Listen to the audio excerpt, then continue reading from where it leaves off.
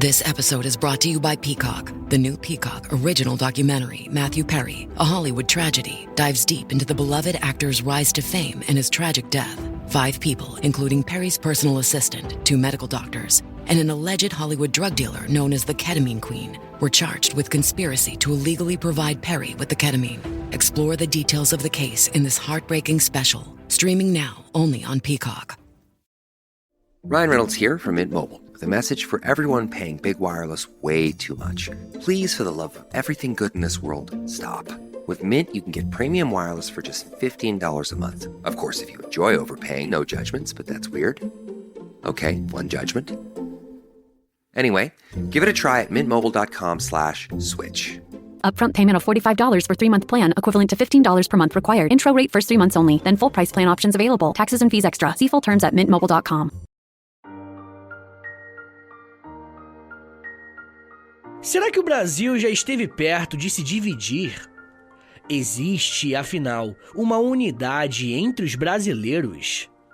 Essas são apenas algumas perguntas que podemos nos fazer quando estudamos com mais atenção o que foi a Guerra dos Farrapos, ou Revolução Farroupilha, uma das principais revoltas regenciais que o Brasil teve e que a sua conclusão mudou completamente a forma que o país reorganizou não só o seu espaço, como também a sua política interna. Eu não sei se vocês já perceberam, mas os debates envolvendo esse conflito no sul do país começam até mesmo no nome que nós damos. Por ser algo que acaba dividindo opiniões e visões sobre o passado, eu quero lembrá-los que eu sempre baseio meu conteúdo em fontes e em autores confiáveis, que você pode consultar na descrição desse episódio. A Guerra dos Farrapos aconteceu no sul do Brasil e começou no dia 20 de setembro de 1835. Esse foi um conflito que quase dividiu o país, e para entendê-lo, precisamos voltar um pouco no tempo, mais especificamente em 1824, com a escrita da primeira Constituição Brasileira. Quando o Brasil conseguiu a sua independência de Portugal, a primeira coisa que precisava ser feita era uma Constituição, que nada mais é do que um conjunto de regras que um país precisa seguir.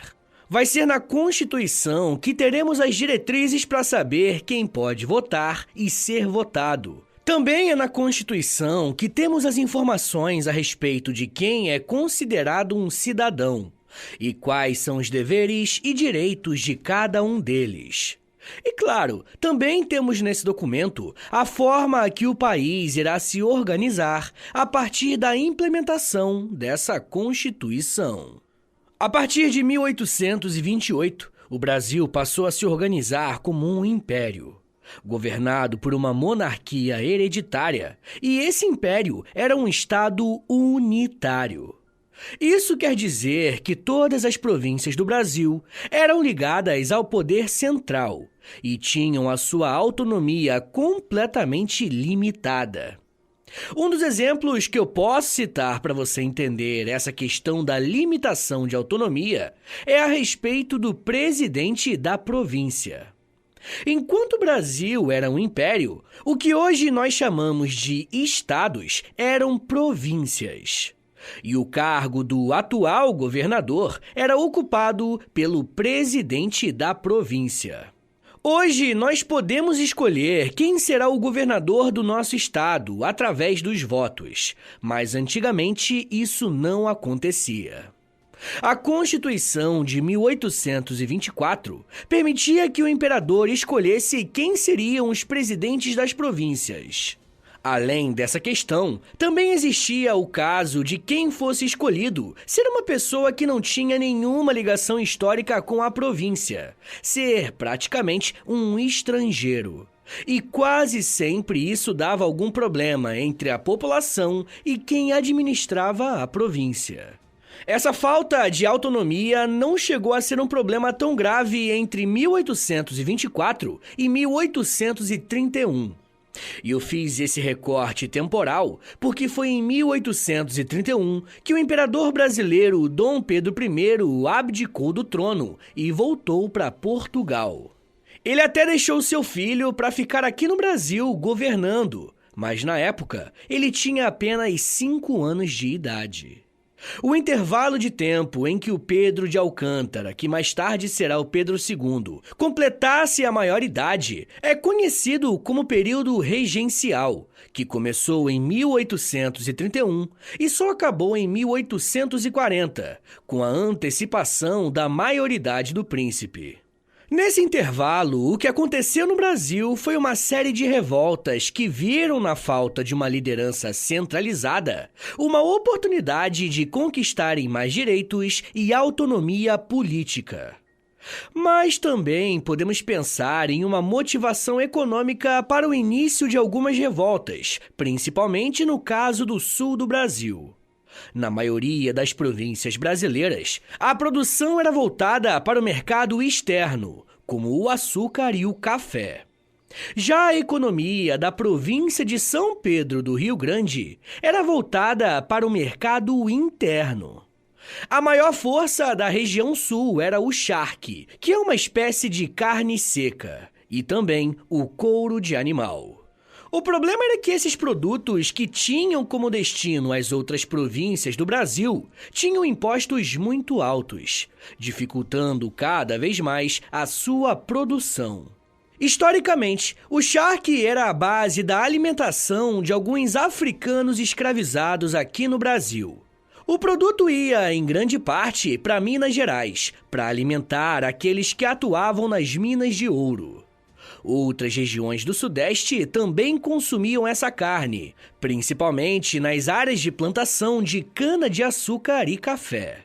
Como a província do Rio Grande vendia os seus produtos internamente, ela precisava pagar altos impostos para o governo central, fazendo com que o preço dessa carne seca ficasse bem alto. Além disso, os sulistas passaram a enfrentar uma outra dificuldade: a concorrência estrangeira.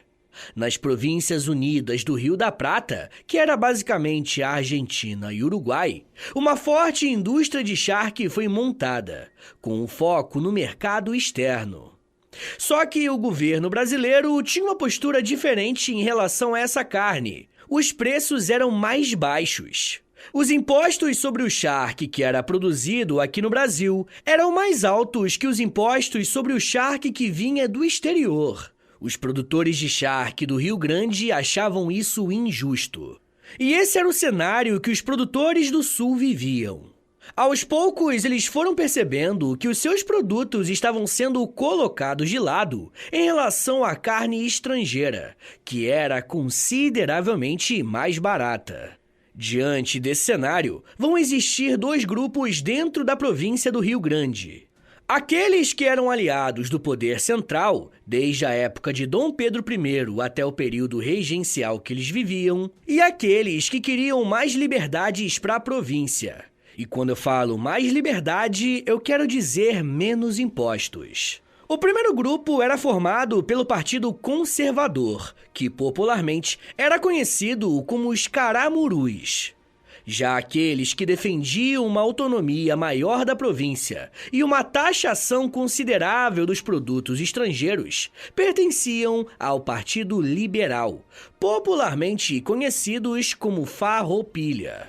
E o termo farroupilha era usado de forma pejorativa, porque fazia referência a farrapos, a alguém que usa roupas velhas. A questão é que esses farrapos não defendiam apenas mais liberdade econômica na sua província. Eles defendiam também uma nova forma de governo, a república. Mas para que isso aconteça, a monarquia que estava oficialmente comandando o Brasil precisava ser derrubada. Uma coisa que eu sempre gosto de lembrar em história é que os personagens do passado não ficavam dentro de uma caixinha, estáticos. E com isso eu quero dizer que quando pensamos nos farrapos do sul do Brasil, temos que lembrar que eles tinham contato com os países vizinhos, com os outros produtores de charque e couro. Ou seja, as ideias circulavam, as críticas ao governo brasileiro circulavam muito, e as propostas de mudanças também. Foi a partir desse contato frequente com produtores do outro lado da fronteira, principalmente a Argentina e Uruguai, que os farrapos foram conhecendo a ideia de república. Vale lembrar que o Brasil foi o único país da América que continuou a ser uma monarquia após a sua independência. Estávamos rodeados de repúblicas. E foi a partir dessa ligação que as bandeiras de igualdade, liberdade e fraternidade ganharam espaço na província do Rio Grande. Pouco a pouco, as reivindicações dos farrapos foram ganhando espaço, e até outras províncias passaram a dar voz ao que os moradores do Sul desejavam. Em 1831, no Rio de Janeiro, foram criados os jornais Jurujuba dos Farroupilhas e o jornal Matraca dos Farroupilhas. Já no Sul, em 1832, foi fundado o Partido Farroupilha, sob o comando do tenente Luiz José dos Reis Alpoim, que foi deportado do Rio de Janeiro para Porto Alegre.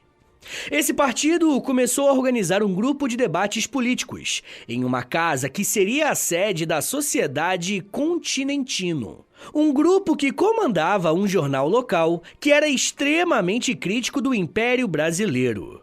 Durante os primeiros anos do período regencial, as tensões no Sul foram só aumentando, até chegar a um ponto de ruptura, que ocorreu em 1835. Por mais que o cargo de presidente da província fosse uma escolha do imperador ou do regente do país, existia uma forma de fazer pressão política no império, que era através da eleição dos deputados das províncias.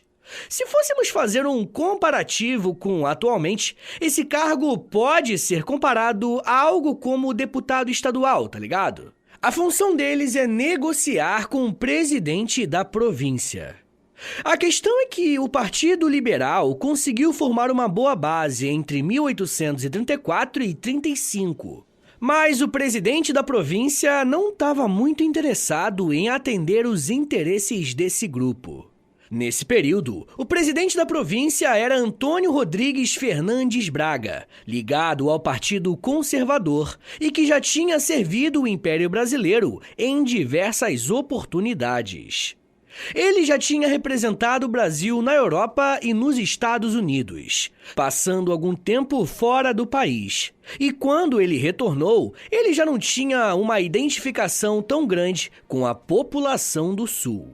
Quando os debates começaram a ficar mais acalorados na Câmara, logo Antônio Rodrigues disparou uma série de críticas aos liberais, acusando-os de não serem fiéis à coroa brasileira e de estarem tramando uma aliança com os uruguaios. Por mais que a crítica faça parte da política do dia a dia, algumas ofensas são mais graves do que outras. E a fala do presidente provincial pegou muito mal entre os liberais, que aumentaram a pressão contra ele.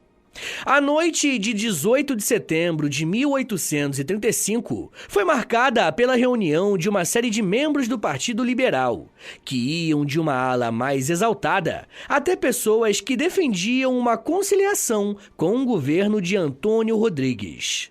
Nomes como José Mariano de Matos, Gomes Jardim, Paulino da Fontoura passaram a ganhar um destaque maior em uma eventual revolta. Mas nenhum nome é tão importante nesse contexto quanto o de Bento Gonçalves da Silva. Bento era um militar brasileiro e membro do Partido Liberal, completamente inclinado à causa farroupilha. Após essa reunião, ficou decidido que em um intervalo de até 2 dias, os farrapos iriam tomar militarmente a cidade de Porto Alegre, para tirarem do poder o presidente da província. A notícia se espalhou e em várias cidades do interior as milícias foram alertadas para dar início à revolta. Bento Gonçalves comandou uma tropa reunida na cidade de Pedras Brancas, enquanto outros membros do Partido Liberal lideraram milícias em outras regiões da província. Bento Gonçalves liderou mais de 200 homens contra o governo local. Os funcionários de Antônio Rodrigues até tentaram organizar uma defesa contra essas milícias, mas ela se mostrou bem ineficiente e sem experiência de combate. No dia 20 de setembro de 1835, Bento Gonçalves e os seus homens tomaram Porto Alegre, expulsaram Antônio Rodrigues do comando da província e os guardas imperiais foram obrigados a fugir. Por mais que esse evento tivesse ares de uma grande revolução, não podemos dizer que Bento Gonçalves era uma figura que queria colocar fogo na política brasileira, caso os seus desejos não fossem cumpridos. Sem a presença do ex-presidente da província, a Câmara se reuniu em caráter de urgência para nomear o vice Marciano Pereira Ribeiro como o novo líder da província do Rio Grande. No dia 25 de setembro, Bento Gonçalves aproveitou seu novo status de líder de uma revolta e escreveu uma carta ao governo central brasileiro, direcionada ao padre Diogo Antônio Feijó, que naquela altura era o governante em exercício do Brasil. Bento explicou nessa carta as motivações do seu grupo e solicitou a nomeação de um novo presidente para a província, mas um que fosse mais aberto às necessidades dos farrapos. Os líderes do Partido Liberal, inclusive Bento Gonçalves, consideraram que o conflito tinha acabado. Mas o que eles não esperavam era que o governo brasileiro tinha outros planos para lidar com a farroupilha. Pessoal, eu já quero falar mais como que se deu a Guerra dos Farrapos e, claro, como que ela acabou também. Mas me dá um minutinho aí, tá, gente, que daqui a pouco a gente volta. E eu falo um pouco mais sobre guerras, gaúchos, dívidas, feriado e debates. Segura aí, que é um minutinho só. Ever met a foundation that does it all? Say hi to NARS Light Reflecting Foundation. Makeup meets skincare in a bottle. It evens skin tone, blurs imperfections, and has a natural radiant finish. Plus, it's formulated with skincare ingredients to help strengthen your skin's barrier. With a newly expanded shade range of over 40 radiant shades to choose from and buildable all-day wear. NARS Light Reflecting Foundation. Find your perfect match. You've maxed out your 401k, you're contributing to an IRA, and making some other investments. You're ahead of the game and doing well. But where do you go from here? The same old story can only get you so far. If you want a new take from a new type of financial professional, we invite you to get a fresh perspective beside an agent with the backing of New York Life. Insurance, investments, retirement, and more. Visit NYL.com to learn more. Investments are offered through registered representatives of NYLife Securities, LLC. Member FINRA SIPC, a New York Life company.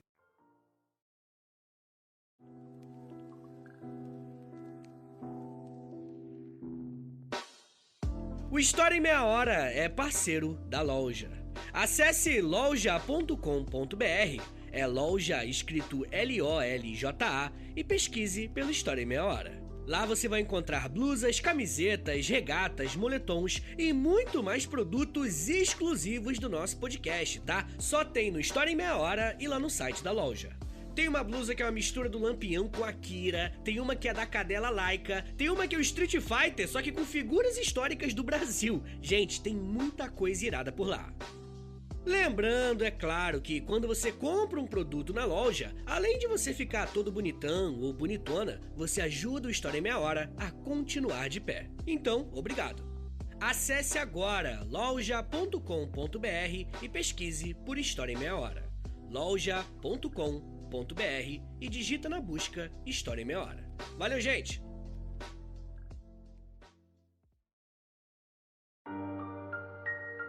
Abre aspas. Rio-grandenses, quebrou-se o cetro da tirania, com que desde largo tempo nos oprimiam no governo do Brasil. Há dia de prazer para os verdadeiros amigos da liberdade. Dia de glória para os rio-grandenses, que amam sinceramente a sua pátria. Uma nova época começa a renascer, que, gravada com letra de ouro nas páginas da história, formará a grandeza desse vasto continente. Fecha aspas. As palavras que você acabou de ouvir fazem parte de um manifesto feito durante a proclamação da República Rio-Grandense. É isso mesmo que você ouviu. Uma revolta que começou aparentemente conciliadora resultou em uma separação política do Brasil.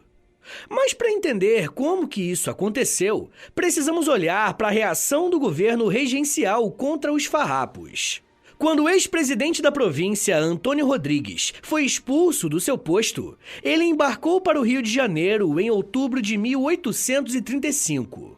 Quando ele chegou na corte brasileira, ele contou uma história bem diferente daquela relatada por Bento Gonçalves em sua carta.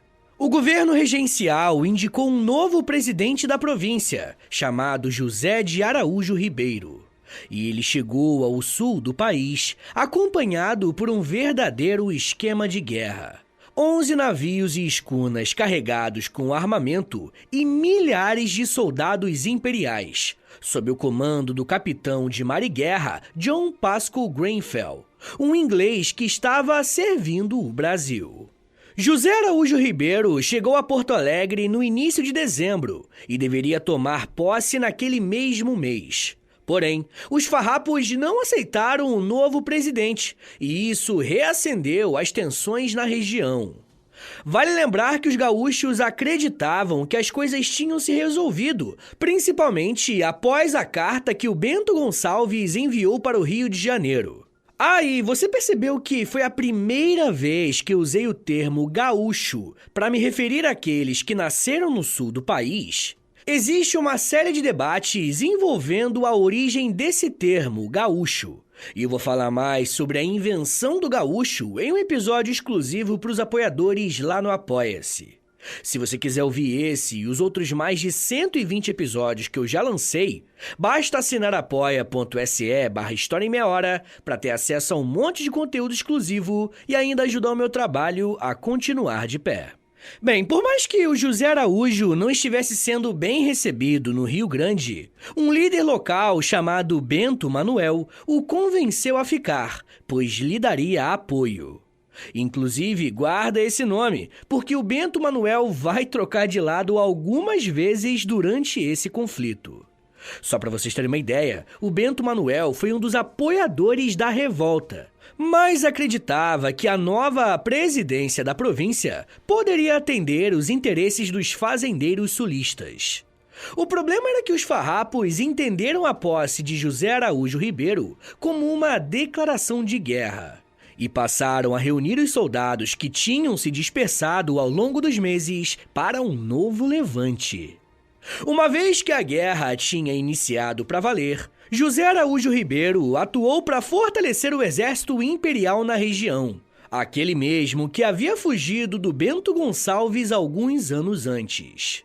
Foi sob a liderança de Araújo que o Império conseguiu retomar o controle de Porto Alegre entre junho e julho de 1836.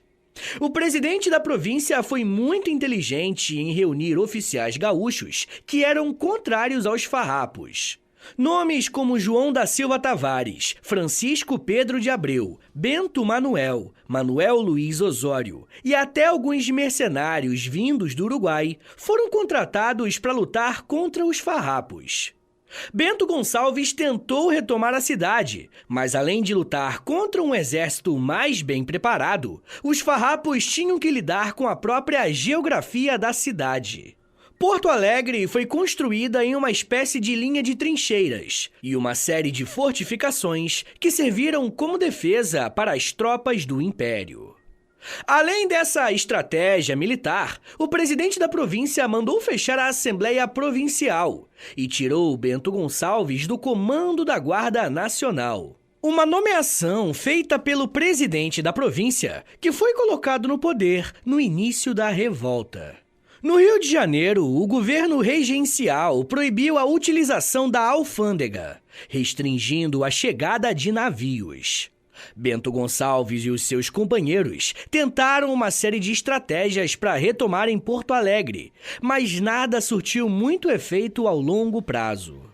A saída, então, foi tentar controlar as cidades em torno da capital, até que os revoltosos construíram um quartel-general na cidade de Piratini.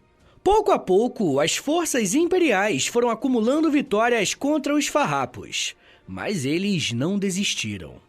As coisas começaram a mudar para os farrapos em setembro de 1836, quando aconteceu a Batalha do Seival. Nessa batalha, as tropas rebeldes estavam sendo lideradas por um homem chamado Antônio de Souza Neto. O conflito se mostrou bem sangrento, deixando centenas de mortos. Mas mesmo com esse embate, a Farroupilha consegue vencer as tropas do governo e o general Antônio de Souza Neto declara no dia 10 de setembro de 1836 a República Rio-Grandense e nomeia Bento Gonçalves como presidente. E eu não sei se você consegue compreender o peso dessa decisão, mas estamos falando de uma separação política em relação ao governo imperial. Aquela citação que eu narrei no começo desse bloco faz referência a esse momento em que Bento Gonçalves foi declarado presidente. E dá para perceber como que o sentimento é de euforia contra uma suposta tirania do governo brasileiro. Uma nova bandeira verde, vermelha e amarela foi feita em comemoração à proclamação da República Rio-Grandense. A empolgação era tão grande que o novo governo convocou as outras províncias brasileiras para se unirem a eles em um sistema republicano. Alguns historiadores gostam de usar a proclamação da República para dividir melhor o que ocorreu no sul do país. Esses professores costumam dizer que, até esse momento, o que ocorreu foi a Revolução Farroupilha. E a partir da proclamação da República Rio-Grandense, teremos a Guerra dos Farrapos. E essa mudança na nomenclatura acontece porque os próprios farrapos mudaram algumas posturas depois que conquistaram a sua independência. Como tinha um novo presidente, a reivindicação agora não era mais a substituição da presidência da província. Afinal, não existia mais a província do Rio Grande. Os farroupilhas agora se identificavam a partir dali como soldados do Exército Republicano Rio-Grandense, e não mais como milicianos ou farroupilhas. Esses soldados não defendiam a bandeira do Império, e sim a bandeira republicana. E, por fim, temos a defesa de um ideal de liberdade contra um governo considerado agressor e invasor. Mesmo que essas medidas fossem importantes, o governo brasileiro não iria deixar isso passar. Afinal, imagina se essa moda pega em outras províncias também. Teríamos uma divisão completa do nosso território. Diversos soldados foram enviados para o sul do Brasil, mas um descuido de Bento Gonçalves facilitou bastante o trabalho dos seus inimigos.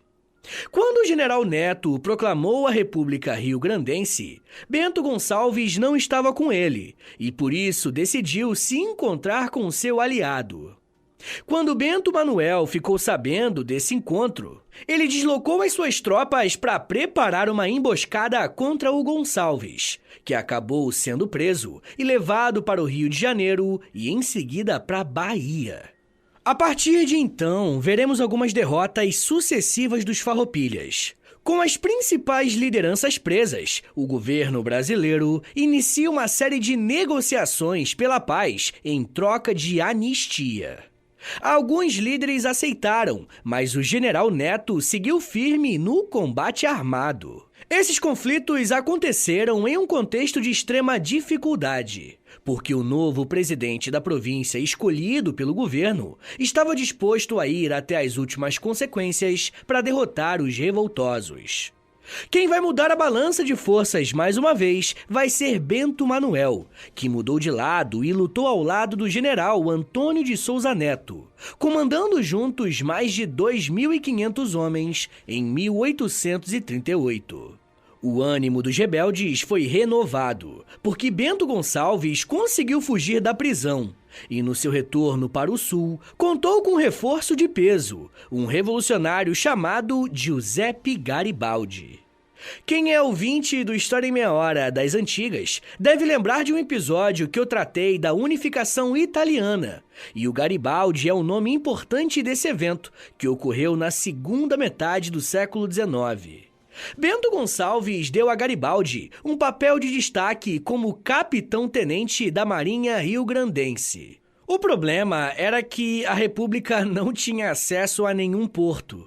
Mas isso não impediu que embarcações de guerra fossem construídas em terra seca para em seguida serem levadas aos rios e reforçarem o ataque aos farrapos.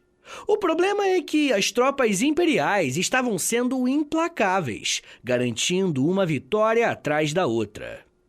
Em 1839, os revoltosos se deslocam para Santa Catarina e declaram lá a República Juliana, em uma clara demonstração que os farrapos estavam com problemas em manter a sua posição. E de forma pejorativa, a então República Rio-Grandense passou a ser chamada por alguns de República Andarilha, porque precisou mudar a sua capital uma série de vezes durante a guerra. Mas não se engane, tá? Por mais que aparentemente eles estejam acumulando derrotas, a Guerra dos Farrapos é o conflito regencial que mais se prolongou em nossa história, mostrando uma forte resistência dos gaúchos. Porém, quase 5 meses depois da criação da República Juliana, os soldados do Império conseguiram tomar controle da cidade de Desterro, onde hoje fica Florianópolis, e essa derrota marcou a fase final do conflito. A partir de 1840, temos a presença de Dom Pedro II no trono brasileiro. E sob a sua liderança, o militar Luiz Alves de Lima e Silva, mais conhecido por nós como Duque de Caxias, é levado para o sul para negociar o fim da guerra com Bento Gonçalves. Além das derrotas em batalha, os farroupilhas foram traídos mais uma vez por Bento Manuel, que trocou de lado e foi servir as tropas imperiais. Entre 1840 e 1845, Bento Gonçalves e o governo brasileiro vão tentar uma série de vezes chegar a um acordo para a paz. Para o presidente republicano, as condições para acatar as ordens do Império estavam condicionadas a alguns fatores. Primeiro, as dívidas contraídas pela República deveriam ser pagas pelo governo imperial. Segundo, as pessoas escravizadas que se alistaram como soldados republicanos deveriam ser libertados. E terceiro, os oficiais revolucionários deveriam ter os seus postos garantidos na Guarda Nacional. As negociações não foram tão simples e envolveram até prováveis cometimento de crimes, como por exemplo na Batalha de Porongos, um evento que foi marcado pela morte de centenas de soldados republicanos negros. A questão é que esses soldados estavam desarmados e existe um grande debate envolvendo um suposto plano para eliminar a população negra do Sul. A paz entre os republicanos e o governo só foi encaminhada em março de 1845, com a assinatura do Tratado de Poncho Verde. Nesse tratado, o governo brasileiro aceitava assumir as dívidas, taxar os produtos estrangeiros e conceder o perdão àqueles que lutaram na guerra. Não é exagero dizer que essa foi uma derrota militar dos gaúchos, mas foi uma vitória política, uma vez que algumas das suas propostas foram aceitas, e em 1845 o Rio Grande voltou a fazer parte do território brasileiro.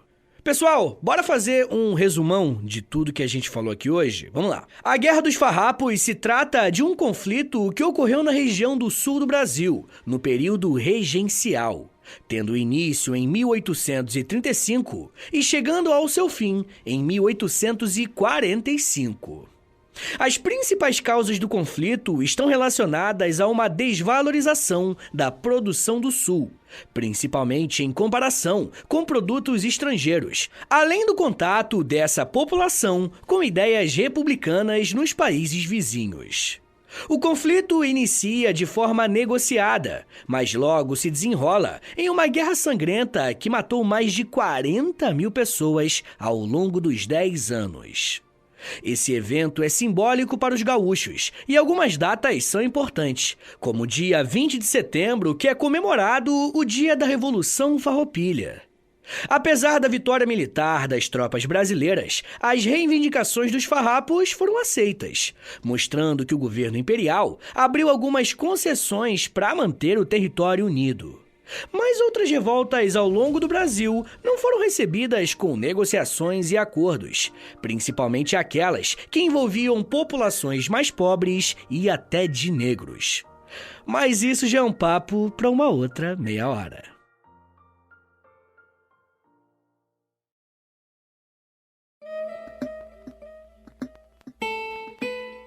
Senhores, muito obrigado por terem vindo até aqui. Meu nome é Vitor Soares e sou professor de História. E você acabou de ouvir o História em Meia Hora. Rapaziada, dá uma moralzinha aí, compartilha esse episódio, por favor. Posta nos stories do Instagram e aí me marca no @História em Meia Hora. Ou você pode também postar no Twitter e aí você me marca no @H30podcast, que aí eu já te mando uma mensagem agradecendo, tá bom? Se você gosta do História em Meia Hora, se você quer ver esse podcast por muito tempo de pé ainda, toda quarta e todo sábado, lançando episódio novo, bonitinho, dá uma chance pro nosso Apoia-se, rapaziada. Por favor, entre em apoia.se/História em Meia Hora, porque lá tem quase 100 episódios exclusivos pra quem apoia. E claro, né, quando você apoia hoje, você tem acesso a todos eles. E todos os que vão sair enquanto você for apoiador, tá bom? Também tem Clube do Livro, tem conteúdo diário no Instagram, depende do nível lá, né, do plano que você assinar lá no Apoia-se, beleza? Mas claro, né, eu só quero que você assine caso você queira e possa ajudar, tá bom? Rapaziada, o História em Meia Hora também tem a parceria com a Loja, tá bom? LOLJA, Loja. Entra no site deles, é loja.com.br, digita História em Meia Hora, que você vai ser transportado aí tecnologicamente pra nossa lojinha, tá? Tem camiseta, moletom, tem vários produtos bem legais, tudo original do História em Meia Hora, tá bom? E óbvio, né, quando você compra uma roupa dessa, você fica gatão, gatona e ainda ajuda o meu trabalho. Mas rapaziada, se você quiser mandar um e-mail pra mim, quer falar comigo pra alguma coisa, anota aí meu e-mail e o meu Pix, qualquer valor é mais do que bem-vindo, agradeço demais, é historiaemmeiahora@gmail.com. Uma coisa que eu vou te pedir agora, isso aqui não custa nada, tá bom? É de grátis, pô, é só um minutinho da tua vida aí, não custa nada. Eu te dou tantos minutos, tantas meia horas aí de estudo, pô, pelo amor de Deus. Dá uma moralzinha aí, clica no perfil do Spotify, aí do História em Meia Hora, clica em 5 estrelinhas, pra você avaliar o nosso podcast em 5 estrelinhas, depois você clica em seguir, e por último você clica no sininho, que o sininho vai enviar uma notificação pro seu celular quando tiver episódio novo. Eu também quero te convidar a conhecer o meu outro podcast, é o História pros Brother, que eu faço com Alexandre Níquel. Também é de história, mas é mais de humor, hein? Pelo amor de Deus. É uma pegada um pouco diferente daqui, tá bom? Então é isso, gente. Me siga nas redes sociais. É @Prof. Vitor Soares no Twitter, no Instagram e no TikTok. Eu tô sempre lá no TikTok fazendo uns videozinhos educativos. Tá bom, gente? Então é isso. Muito obrigado, um beijo, até semana que vem! E valeu!